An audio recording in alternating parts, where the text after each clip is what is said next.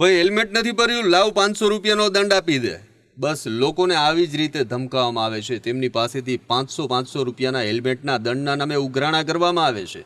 પણ તમે હેલ્મેટ પહેર્યું હોય પણ તમારા બોડીનું શું કરવાનું, તમારા શરીરની સુરક્ષાનું શું? પણ સિટી બસ ચાલકો બેફામ બની અને બસને ચલાવતા હોય અને લોકોની માથે બસ ચડાવી દે અને ઊભો પણ ન રહે ત્યાં સુધીની વાત હોય તો પછી હેલ્મેટ પહેરવું કે બખ્તર પહેરવું એક સવાલ ઊભો થાય છે. આ દ્રશ્યો છે રાજકોટના ઇન્દિરા સર્કલના, જ્યાં સિટી બસ ચાલકે એક બે નહીં પણ 3 લોકોને કચડી નાખ્યા અને ત્રણેયના રામ રમાડી દીધા.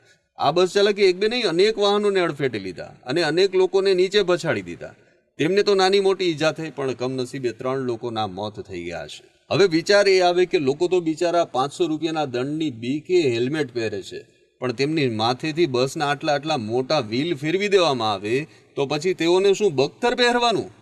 રોડની સુરક્ષાનું કશું જ નથી. પબ્લિક ટ્રાન્સપોર્ટેશન બેફામ ચાલે છે. આવી અનેક વખત ફરિયાદો ઉઠી ચૂકી છે. આમ છતાં તંત્ર તો જાણે આંખ મીચામણા કરે છે અને દંડો પડે છે માત્ર સામાન્ય વ્યક્તિ પર હેલ્મેટના નામે, અને તેઓના જીવ આવી જ રીતે માર્ગ અકસ્માતમાં તેઓને ગુમાવવા પડતા હોય છે.